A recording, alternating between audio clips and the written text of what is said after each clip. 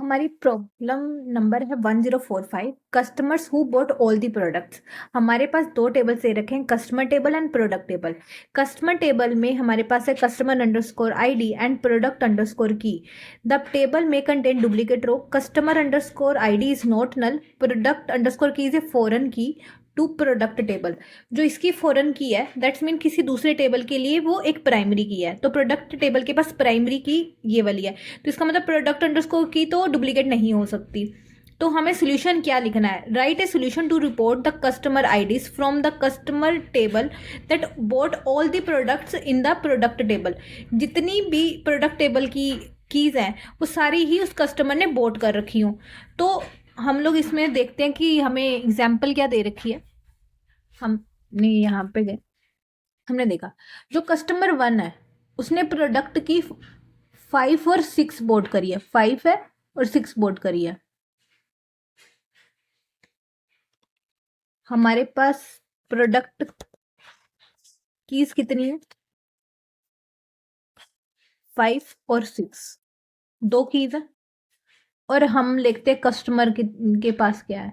Customer 1 ने कौन सी boat करी है? 5 और 6। 5 6 बोट करी है तो इसके पास दो कीज है। ये दोनों ही इसने बोट कर रखी है। कस्टमर 3 ने क्या बोट कर रखा है? कस्टमर 3 ने 5 और 6 बोट कर रखी है। और जो कस्टमर 2 है उसने ओनली 6 बोट कर रखा है। तो हमें क्या चाहिए था? जिसने सारे प्रोडक्ट्स खरीद रखे हो। तो जो कस्टमर 2 है वो तो एलिजिबल नहीं है, जो कस्टमर 3 है वो एलिजिबल है, और ये वाला भी एलिजिबल है। तो हमें रिटर्न क्या करना है? 1 और 3 कस्टमर आईडी से रिटर्न करनी है। अब हम लोग इसके लिए सोल्यूशन लिखते हैं। हमने सोल्यूशन क्या लिखा? एक तो हमें क्या चाहिए? एक तो हमें चाहिए प्रोडक्ट आईडीज का काउंट कितना है और बंदे ने खरीदी कितनी है, यूनिक कितनी खरीदी है। तो अगर हम इसका यूनिक काउंट निकाल लें, और इसमें तो हमें पता है ये यूनिक होगा, इसी में डुप्लीकेट हो सकती है। तो अगर हम यहाँ पे इस पर्सन के लिए यूनिक आईडीज निकाल लें और इन दोनों का आपस में चेक कर लें तो हमारा रिजल्ट आ सकता है। पहले तो हम लोग इसके लिए क्वेरी लिखते हैं। हमें क्या चाहिए? तो सिलेक्ट चाहिए, काउंट चाहिए, हमें प्रोडक्ट टेबल की कीज का काउंट चाहिए हमें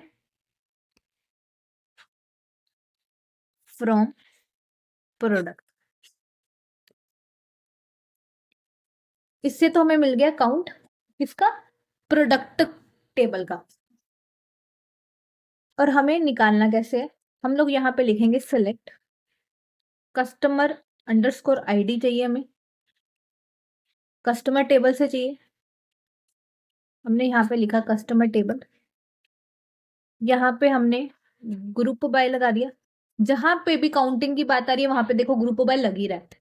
कस्टमर अंडरस्कोर आईडी लिखा हमने। अब यहाँ पे हमें पता है कि जो हैविंग काउंट है किसका, डिस्टिंक्ट लगाना है यहाँ पे।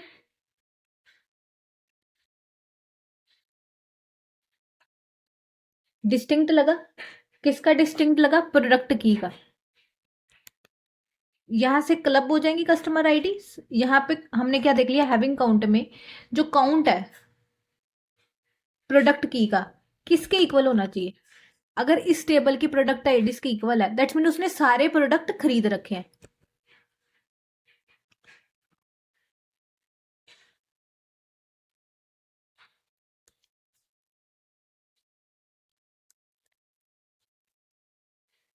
हम लोग ये क्वेरी रन करके देखते हैं।